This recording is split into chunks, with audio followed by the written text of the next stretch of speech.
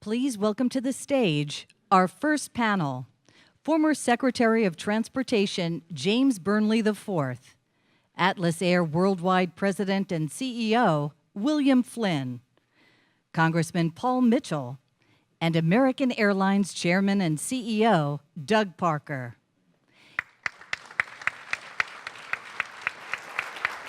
Move it on. Air Transport World Editor-in-Chief Karen Walker will moderate this panel. So good afternoon, everyone, and welcome to the A4A Industry Summit. We are delighted to kick off with this very esteemed panel today on an extraordinarily important topic, modernizing our skies. I just don't think we could have had a better setup for this than what we've just heard from DJ Gibbons. I thought there was some extraordinarily good news that we need on this very important topic. So let me just, as this is the first panel of this summit, let me just quickly set up for you how we're going to do this, because I think this is the structure for the rest of the panels also. Each of our panelists will say a few words, in this case, obviously, on modernizing our skies. We'll then have some panel discussion. If there is time afterwards, we will take audience questions, but each time what will be happening is some question cards will be distributed. So if you want to ask a question, make sure one of the A4A people gets your card, and they will take that, and then we'll feed that here for the end of the panel. So with no further ado, let me quickly introduce our panel. They really don't need much introduction here. They're all very, very well known here. Let me begin here with Jim Burnley, who served as the US Secretary of Transportation from 1987 to 1989, and is one of the nation's foremost authorities on transportation law and policy. We have Bill Flynn, President and CEO of Atlas Air Worldwide, and who sits on the company's board of directors. And then we have Congressman Paul Mitchell, who represents Michigan's 10th District. He serves on the Transportation and Infrastructure Committee, the Education and the Workforce Committee, and the Oversight and Government Reform Committee. And then, of course, Doug Parker, Chairman and CEO of American Airlines. I don't know how much more I can say about you, Doug, that everybody knows. But of course, Doug, has already has a long career with the aviation industry, as CEO of America West, US Airways, and overseeing, of course, the American Airlines merger. So with that, I'm going to ask our panelists, I'm going to go down the line here, if I may start with you, Doug, to do a few bits of introduction on the key issues that you see within this modernizing our skies topic. Sure, but if I may, given what DJ just said, which I thought was fantastic, when I know my other panelists will say, I'd prefer to use my couple of minutes here to talk, to let you know that while I'm here in body, I'm not particularly here in spirit right now. And mind, our thoughts at American are so much with our team in Miami. And I have an obligation to be here. It's important. What we're talking about is important. So I needed to be here, but I tell you, I wanted to be in Miami. I'm blessed with a president and a CFO and a great leadership team who are down there doing that for us, thanking our team, meeting with the mayor, doing what we should be doing that allows me to meet my obligation here. But I'd be remiss if I didn't use my time to really just thank. It's not just American Airlines, it's this industry. What you saw this industry do over the last couple of weeks, both in Houston and in Florida, is what we're about. It's when this industry shines. I can speak more about American, but I know it's true for all of our competitors. Our team flew relief flights, made sure they were the last ones to leave and the first ones back in. They're doing remarkable things in the face of a storm that was coming right at them, and being on conference calls with those people and listening to them and recognizing You know, as it was coming, they were, you know, they had no intention of leaving. And indeed, we'd pull back our schedule, then we'd find out, you know, cruise ships were coming in early, and all of a sudden we were going to have more people in the airport than we expected. So all of a sudden we need to find more flights, more airplanes, we need volunteers, and it just showed up. Couldn't be more proud of our team, of our industry, and you know, the things we all did as well in making sure that fares were affordable for people. I don't know. Again, I'm happy to be here. I need to be here. But I'd feel horrible if I didn't talk about what our team did and what this industry did and continues to do for the people of Florida right now and did for the people in Texas. Absolutely.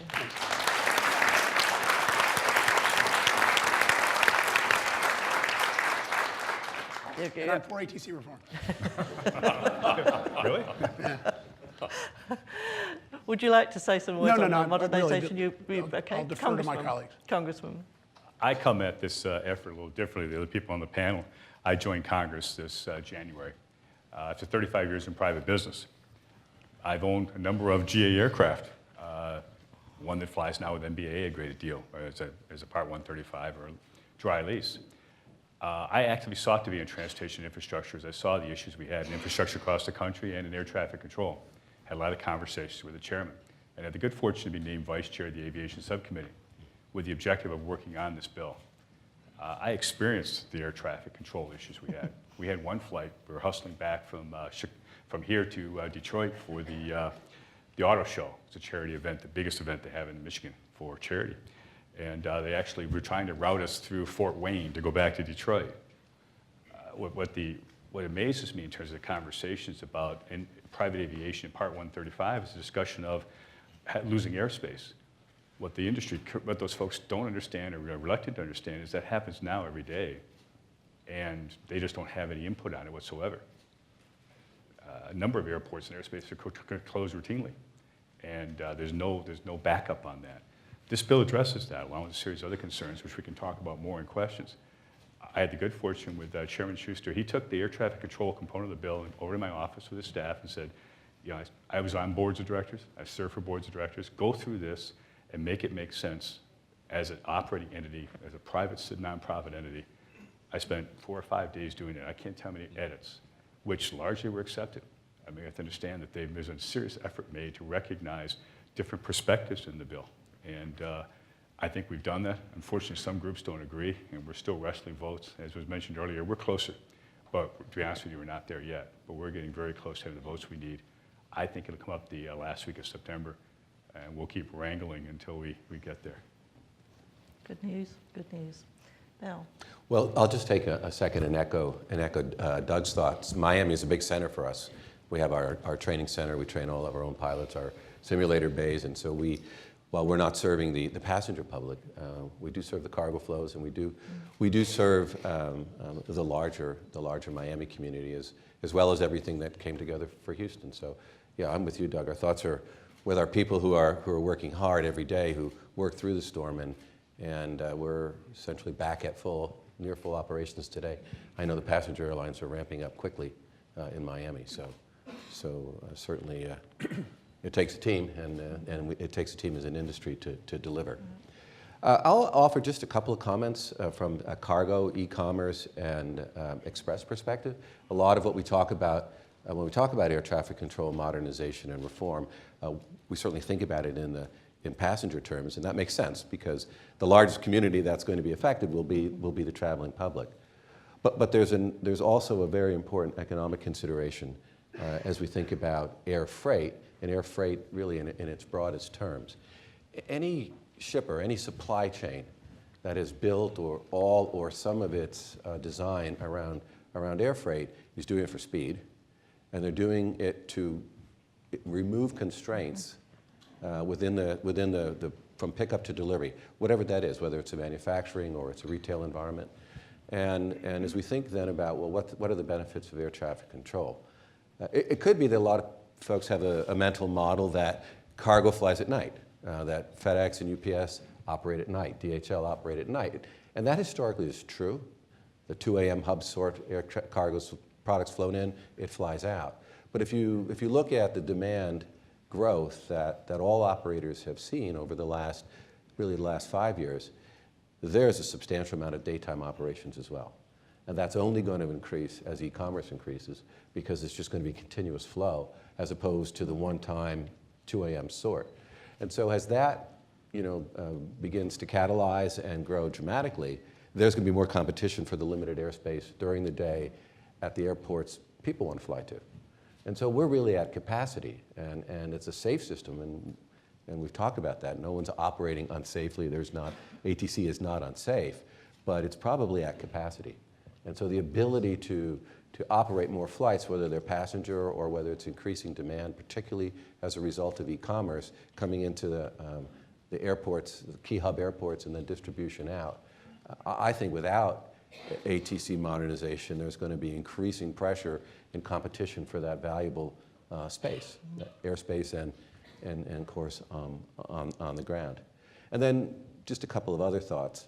As we think about what we save in terms of the time and distance, we're also creating, we would also not only create capacity in terms of being able to manage the aircraft and the network, but we'll create capacity, I would argue, with pilots, right? Because we're in a constrained environment with pilots. If we can save 15% time and create 15% more time, I don't know that we're creating 15% more pilot capacity, but maybe 10. There'll be some ratio there. And as flights are more on time and more dependable, that factors into our ability to do better planning for our pilots and create more efficient scheduling and operations for them overall. So the first speaker teed it up well. I think we're just trying to add to it and build on. But I think the broader context of the economic benefits and societal benefits for the traveling public and for the things that people buy and or want to move should be pretty self-evident. Absolutely. Thank you. Jim? Aside from what Doug said and Bill said about recovering from the hurricane, we're all acutely aware that 2 days ago was 9/11. And for this industry and everyone in this room, and whatever your involvement in the industry, that is a day of reflection first and foremost, and it puts the importance of our commercial aviation system in a perspective we did not have before 9/11. And we got that perspective because the whole system had to shut down for a number of days. That is not what we're talking about when we're talking about air traffic control reform. As you said, the system's incredibly safe, and the way we're keeping it safe is by gradually slowing it down. William Swellbar at MIT a couple of months ago put out a study that concluded that over the last decade, it takes Doug and his competitors a total of 33 million minutes a year more than it did 10 years ago to fly the same number of airplanes with the same number of people on them. 33 million minutes. Well, I don't even know how many hours that is. I haven't done the math. I'm not that smart. But I do know that Mr. Swellbar did do the math, and he translated it into 1,000 extra pilots just to provide the same service as 10 years ago.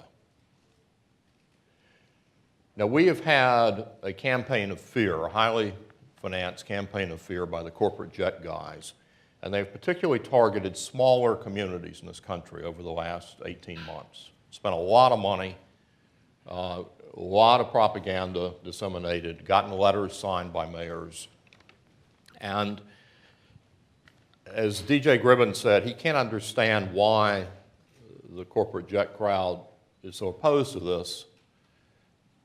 I can't understand how they can sell an argument that is precisely upside down and backwards to small communities. If Doug and his competitors, and for that matter the cargo industry, keep having to hire more pilots to move the same number of people and the same amount of cargo, they have to get them somewhere. And first and foremost, they get them from the regional carriers. That's the feeder. And as you alluded to, the pilot training standards just a few years ago, as we all know, were greatly increased by Congress. And while there's a debate in the Senate now about a little flexibility. Nobody's talking about repealing those standards. That's not going to happen, all right? So the threat to small community service in this country is a status quo, not reform. The threat is a status quo. As ever more pilots are needed by the larger commercial carriers and the cargo industry, and as the training pipeline has ever fewer people in it ready to be licensed as commercial pilots, it's the regional operations to the smaller communities that get squeezed. They're the ones that get hurt. Mm-hmm. And I wanted to make that point because it's very frustrating to me that any mayor or leader in a small community in this country that has an airport would be fed such a bill of goods, which is precisely contrary to the facts. Thank you, Jim. Yes, let me weigh on that comment a bit, because it won't surprise you to know I've heard from a few mayors, county commissioners, you won't be shocked to know that, and the GA community as well. What shocks me as well is that the AIP has been increased dramatically, which is what funds the development of those regional airports, the community airports. It's what pays the cost of improving or expanding the runways, all those services. And somehow it gets lost in that conversation that there's significantly more money being put into that to support those local regional airlines, or the airports. And somehow they gloss over that. It doesn't make any sense to me, but they're doing it, and they help to get the information out in the community. The other myth I'd like to dissuade is that they make the argument, well, 50% of all delays come because of weather. He's laughing. Well, first, if we can fix 50%, it'd be great, wouldn't it? I'll take that. But the other is 50% of the delays come because of weather, because your spacing of aircraft have to change when the weather's bad. Not because they can't fly in it, but they change the spacing. And they make these arguments, which are incredibly disingenuous. And as a group, we have to get that information out. I'll take the phone calls from the county commissioners and the mayors and whatever, it's okay. But I think at some point in time, we have to call it for what it is, which is just building their community and using it for fundraising. And it's bad, and getting away with good policy, in my opinion. Thank you. Absolutely. Let's pick up on that point first then, on the general aviation and business jet opposition here. As you alluded to there, it does seem to me that there has been a sort of somewhat of a pickup of their campaign lately. That may be because they see some progress coming down. But do you see any genuine area of where there could be sort of a compromise or appeasement there, or do you just feel, I mean, certainly when they're making these statements about, fear statements about safety, you know, saying that it would be a less unsafe, you know, that seems to be an area where there should be an absolute outright correction of that. But are there any other areas where I mean, it's really irresponsible to make the safety argument. Yes. It's just, I could probably think of a few other adjectives I'd say, but I think it's just grossly irresponsible to make that argument. And I think Chairman Schuster and the committee and the staff have worked very hard to make changes in the bill to address the concerns that General Aviation brought up. I think there's a difference, General Aviation and NBAA, and the arguments that are being made, and I think you've just made excellent points, you know, the benefits that exist for the communities overall. I don't know if there's more compromise that somehow gets the bill done. That would be for Paul to talk about, but I think a lot's been done already, and it's maybe a time to get on board. Well, it has. Another member of the committee, who's an ATP, met with both AOPA as well as the NBA folks, and there were 12 or 13 key items they wanted addressed in order to support the bill. And I wasn't in the meetings before my time here. As I said, I'm a newbie, but they were addressed. For example, the construct of the board and balancing of the board, those types of things. Yet, even after that, despite the belief that it's been done, I don't believe there's other room to compromise. They've already done that. They spent a lot of time doing that. So at this point in time, I believe it's time to just say, put up or shut up. Okay. Jim, any other comments on that? Well, I mean, just to echo that, they gave a list of demands to Chairman Schuster. He gave them everything they wanted, and they still said, hell no. I mean, I don't know how you reason with people like that. The NBAA claims to have 11,000 members. I know nothing to the contrary, but I know how they plan to keep 11,000 members and get some more, and that's through a campaign of disinformation and scaremongering. That's what it is. And they just make stuff up. And again, we're at the point in this debate where we have to say that directly. You know, there's a point at which you have to point out that there are no legitimate arguments left against the bill pending in the House from the perspective of general aviation. Right. There are only illegitimate arguments, most of them made up out of thin air, and some of them, as I said before, involving small communities that are precisely backwards. And I think those of us who are advocates for reform have to be very blunt about that at this point, or else they'll get away with it, and they may stop the bill. Can I? Yes, Doug. Look, GA is important, and it's important to the United States.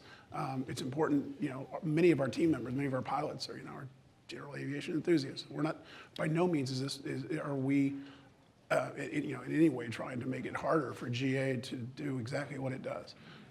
I think the issue here is that it's hard to give GA anything in this reform because we struggle as we may.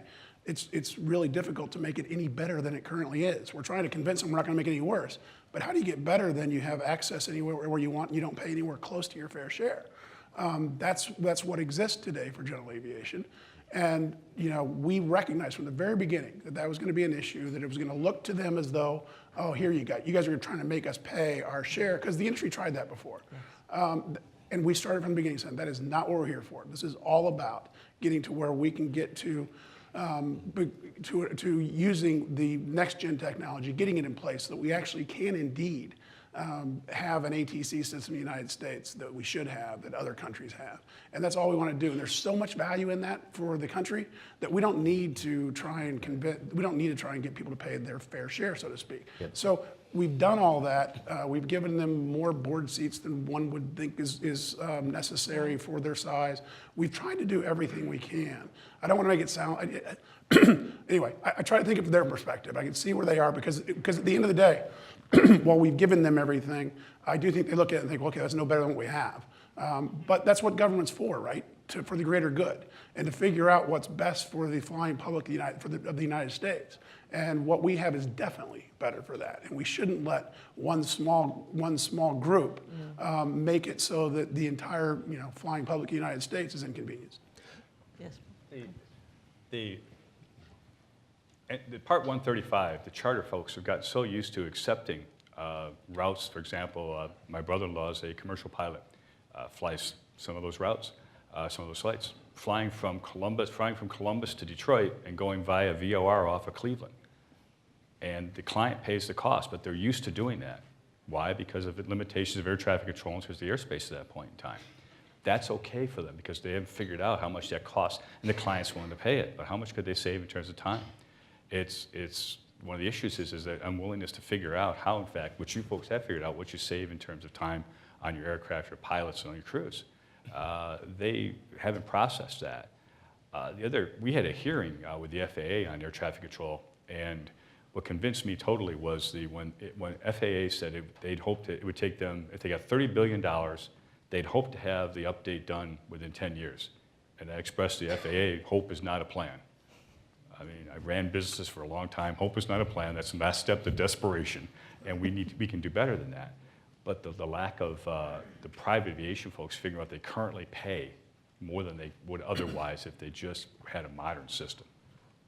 And to Doug's point, that was an early on discussion that the benefits are so significant to so many different constituencies that from our perspective we moved on and just not interested in messing with GA fees.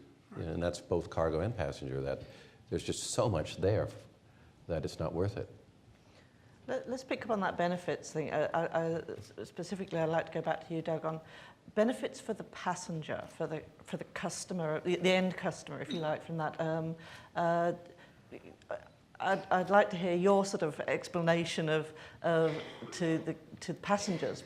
I don't think they necessarily get the term ATC reform and FAA modernization. Right. I agree. And again, part of our challenge is making this feel real to the average consumer, because the consumer knows, well, like, I show up for an airplane and yeah, it's delayed, but that's part of this process. It doesn't need to be part of the process. It's just part of what we've now begun to accept. And what's really harder to explain is what it's going to look like if we don't get this fixed. So, but I will try nonetheless. The problem, again, convincing someone that, gosh, your flight, would be there 3 minutes sooner doesn't sound like that big of a benefit, but it's enormous when you add it across all the flights. More importantly, what you would see as a consumer is the ability to fly to more places. You'd be able to get there more quickly, and it's just so obvious the technology we're using. I mean, I keep coming back. I think DJ mentioned this stat. We have flights. A flight from LaGuardia to DC today takes 20% longer than it took in 1990. Imagine if it took you 20% longer to drive, across the country than it took you 30 years ago. We wouldn't let that happen. We let this happen, and it's going to get worse. Anyone that I'm not an operations research person, but I took a class once, and what I know about bottleneck theory is once it starts, everything that gets added makes it exponentially worse, not linearly, not a straight line worse. And that's what's it just gets more and more, it gets worse and worse. And indeed, there's a bigger problem indeed that happens, is while we continue to work with 1980s technology, people don't want to work with that stuff. Air traffic controllers are having trouble hiring new air traffic controllers because millennials walk in and say, "You gotta be kidding, I'm passing slips of paper around, I'm not working here." And it's a real issue. And so anyway, this will get worse. It's a problem today. It's a problem that I know is hard to see because it happened gradually and people don't really recognize that they could be flying, that it's taken them 20% longer to get from DC to LaGuardia than it used to take on a much slower airplane. But it's happening, and it's just going to get worse and worse. And the technology exists. The solution is there. We just need to go put it in place, and the only thing stopping us is the current governance system. And Bill, also from a similar perspective from the customer in terms of the businesses that rely on air freight, as you say, huge growth coming down with e-commerce. We've got new players coming in like Amazon. Again, is that messaging getting over to them about why this is important? Well, yeah, certainly it's a different audience. I think in terms of business and the companies and customers that use air as part of their supply chain, they get it. First of all, air is the most expensive mode of transportation for cargo, that's available. And so the shipper has made the decision to pay that extra price because time matters. And time and reliability matter. Bottleneck theory, right? Because they've constructed their supply chain around that mode. So the expectation is higher. The expectation is certainly higher, and in e-commerce it's even higher still. If you think of yourself as a customer of ordering something today, and then you want it tomorrow, or major metropolitan area, you get it today. But I think that community, the community that would use our services and our fellow A4A members, UPS, FedEx, they get it. And can I take Jim's? Jim, can I take your spot? Absolutely. I knew he'd say yes because I want to reinforce something Jim said, which is the other thing that's going to get worse is service to small communities. And for the reason Jim said, but the other point is when we are constrained on where we can fly, the place that we will not fly, by definition, the markets that we won't fly to will be the smaller markets. That's unfortunate, but it's true. Those of you that fly in and out of constrained airports will notice that when we have ATC cancellations, they tend to be similar markets. And we get complaints at airlines like, you always cancel my flight. Well, you ask them where it is. It's it's the flight to Buffalo from LaGuardia instead of the flight to Dallas. The reason is that's a smaller airplane. We can only get one airplane out. We're gonna get the bigger one out with more people. They're gonna connect through a hub, and that's what happens. So that's where we cancel today, as we have to schedule in the future.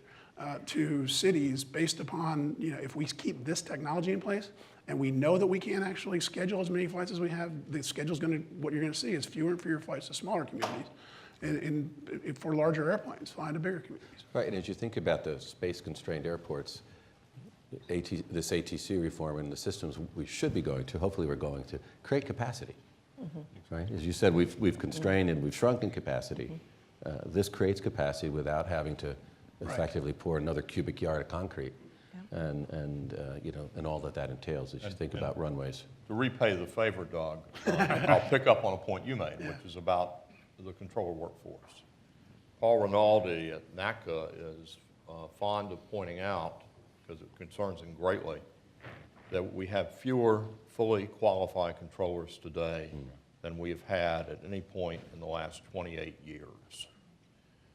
Another way he puts it is that we have just about the same number of controllers today that we had, fully qualified, that we had when PATCO went on strike in August of 1981. So to Doug's point about training, and I can't resist, this crowd's all seen the paper strip, but it's part of my wardrobe. This one's from DFW earlier this year. I mean, seriously, you're asking young people, men and women, who have grown up with devices in their hands, who can't find their way out of the neighborhood without using Waze, nor can I for that matter. And you're saying, if we got an opportunity for you, we'll let you work with these. I mean, that's just not going to sell, and with every month that goes by, the sell gets harder. Scott McCartney at the Wall Street Journal, who's been covering aviation better part of 25 years, did this amazing piece last summer after he visited NAV Canada, and he made the point that the Canadians got rid of these in their system 6 years ago. The FAA did sign a contract earlier this year to phase these out and go to all electronic strips 10 years from now, if everything goes okay, in the 91 biggest facilities. So let's go back to small communities. If you're number 92 or 93, what we're promising you under the current system is your controllers will get to use these into the mid-21st century. There's no date where these go away in the smallest towers in the current plan. There's no date. So when a plane crosses the US-Canadian border today, the controller in the country the plane's leaving has to pick up a telephone and call the control center in the other country because our system can't do an electronic handoff. I mean, that is mind-blowing to me that there would be any debate about whether the status quo is the preferred alternative to the Canadian model. And I think, again, it's time for, you know, some very blunt truth-telling about this, because the impacts, as these gentlemen who run these giant companies are telling us, are only going to increase if we don't get reform. Let's make one quick comment about the regional airports and the business airports that's not discussed much. For example, Teterboro is routinely closed, or the airspace is closed because of congestion. Pilots have figured out, the charter pilots have figured out, they do a flight plan into Newark or someplace else, they get out of the way, and then they see if they can go to Teterboro. If they actually talk to their pilots, they realize that happens in a lot of those business airports around large hubs because of the air traffic control and our air traffic control system. Yet they won't talk about the issues that are creating. They're only going to get worse in terms of access to those airports for business aviation and GA that uses those airports heavily. So it not only does it affect large commercial flights, the trickle down is pretty brutal. So following from that, and actually this goes to one of the questions that came in from the audience here. So again, particularly Doug and Bill, from a perspective of your businesses use NAV Canada, NAV Canada and European. What's the feedback that you get both from those systems and from your pilots from those systems? It's night and day. And it's, again, I think it's actually hard for a pilot in particular to see. The controllers see it more. The pilot just knows that they're getting in and out more easily. But our team that has gone and studied it, looks at it and says, I mean, it's maddening, actually. You look and see what we could have. And again, it exists. We simply just haven't let it exist. And one thing I guess we haven't really said yet is, if anybody's wondering how come it can exist in a not-for-profit corporation and it can exist within the U.S. government? That's a great question. We wouldn't be here if the U.S. government could get this done, by the way. They've proven they can. That's not an indictment of the U.S. government. That's just the way the government works. And when you go through annual reauthorization processes, you're not able to do things like we are able to do in our businesses, and like the congressman was able to do in his business, where you can say, I'm going to invest today billions of dollars that's not going to pay off for a few more years. And oh, by the way, I'm going to go do that and hire the right people, and they're going to do that. And I'm not going to call them back in every 3 months and make them, prove themselves yet again, and make them afraid that we might pull this funding. It's a project, and it's going to have some pluses and minuses, but you get it done. And we just don't have our governance process doesn't allow that to happen. So what we need to do is get into a process that does allow it to happen, a not-for-profit corporation with a real board that has oversight over the process that can go raise funding. We can't do that today. That's all we're trying to accomplish here. Our pilots would say the same thing as Doug said, and certainly I've spent a fair amount of time with our head of flight operations. Majority of our flights are long-haul intercontinental. And so we're, certainly as we're going across the Atlantic and Pacific, we're in Canada airspace quite a bit. And last year we were in and out of 120 countries. So we're using air traffic control all around the world, and some very modern and some not. And there is a real difference. And we've done our own calculations estimating what we think the benefits could be and see if they square with kind of the more general commentary we hear about what the savings might be in fuel burn or time. And we're believers. And our flight ops team would tell you that. Again, this is a sort of a side thing from a question from the audience here, but going a little bit sort of outside of the direct ATC reform, in terms of sort of modernisation and speeding things up, we've also got the security issues that are sort of never seem to go away and seem to adapt and change. Are there any areas there that you feel are going to be beneficial in terms of sort of being able to still keep the flow, keep going people and commerce and cargo through the system? Well, I'll start with cargo. I think what's key for us, and I'm sure it's the same for passenger, is really a threat-based risk assessment as we approach security overall. And I think with the new administrator, we're kind of back on track with that. I think Administrator Neffinger was certainly very, very focused on that. And then we had a bit of a period of time where we didn't have an administrator, and now we do. And I think he certainly is. And it's a high-tech, low-tech, I think, from cargo. Whether it's how we think better utilization of artificial intelligence and technology that'll allow us to move cargo, e-commerce through the system faster than we do today. And then on the other end, we've been advocating, as I think almost everybody has, for increased use of K9. But do that through third-party service providers as opposed to not, because K9 is scalable and very effective, and we think that would put a lot of fluidity back in the system. And so I'll turn over to Doug in a minute. But what you're talking about, what the question gets at, is what we look at in terms of moving product from A to B as quickly and efficiently as possible. There's a multi-layered approach, right? And so whether it's air traffic control and what that will provide us, or in this case now as we think about cargo risk and threat and screening and what are the technologies, high and low, those all combined with just general advancements in IT and visibility overall to move things quicker and faster and take constraints out of the system. And that has a huge economic benefit.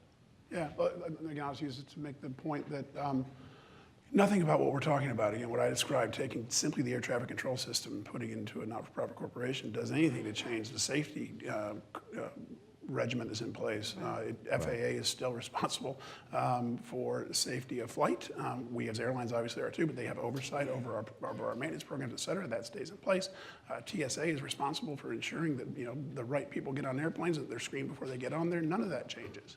nor should it. We can all work to figure out ways to do those things more efficiently, but that's their responsibility, not ours. That wouldn't be the responsibility of a not-for-profit corporation. All we're talking about doing is making this, again, put the ATC program into it, this not-for-profit corporation, doing nothing about safety. And again, I mean, Bill mentioned that people suggesting this is about safety is an irresponsible comment. It is, it always is. There's nothing more safe than air travel. There's nothing, we could, I imagine, try and create an argument that says the existing system, if we leave it in place, could be unsafe. Well, I don't believe that's true. That's because no one lets that happen in our business. What happens is they just keep increasing separation because their technology isn't good and because they're so committed to safety. We just have this enormous separation. Again, imagine driving your car down the highway and you couldn't get more than 50 feet in front of the car. How much slower you would get to your destination if you couldn't get within 50 feet of the car in front of you. That's what happens because the technology isn't good enough to let you get close enough, which it should, which it is in other countries.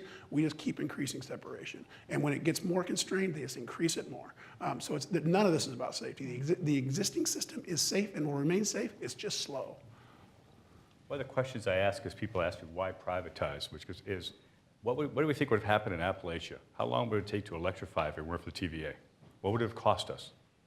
I mean, some points in time, going to a private nonprofit, getting out of the government procurement system to do what we want to do is more cost effective and far quicker, as you've alluded to.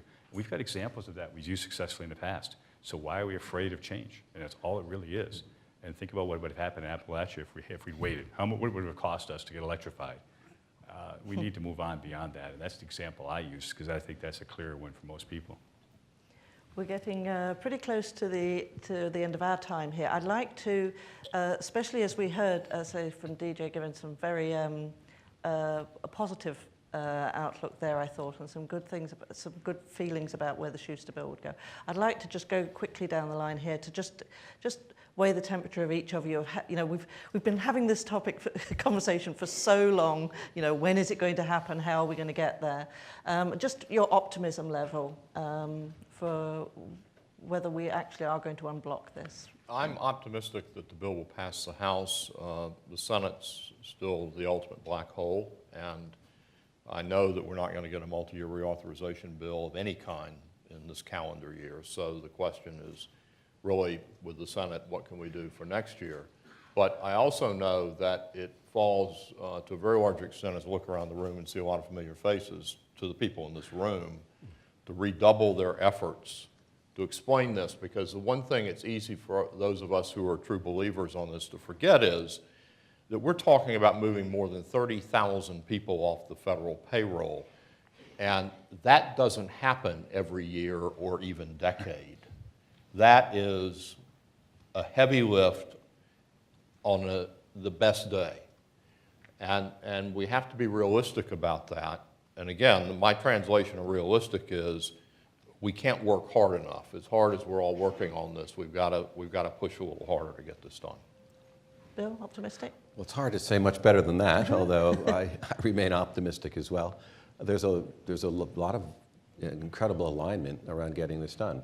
From the White House, our first speaker, the Secretary, of course, the leadership of Chairman Schuster, and he's been at it for some time now. Senate's a big question mark. So redoubling our efforts and working towards that end is really what we need to do. The vote count in the House is getting very close. Been a lot of work done on that, and I think that last week of September we have a good shot at getting to a vote of the House. I think it'll pass the House. Now, if anybody can figure out what the Senate's going to do, I suggest that we get some money, we go to Las Vegas, and we bet there, because you'll be making a lot of money. I certainly can't, and that's going to take, as you've alluded to, a whole lot of work in the Senate to get them to come along to what we want to achieve out of this reauthorization. Yeah, I ask that question all the time, and if I want an answer, I generally ask Secretary Burnley. So I'll defer to his answer again. But because he knows how this stuff works better than I do. I also note that it's depressing to talk to Jim sometimes because he tells you how long he's been working on this project. But look, what I know is you know, we're further along now than we were a year ago, and we were further a year ago than we were 2 years ago.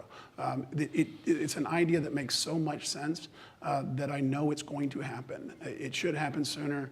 Politics is going to make it take longer than it should, and we're going to keep fighting because there's absolutely no reason it shouldn't happen, and there are all sorts of reasons that it should. Gentlemen, thank you very much Thank you. indeed. Really Thank you. appreciate your time. Thank you.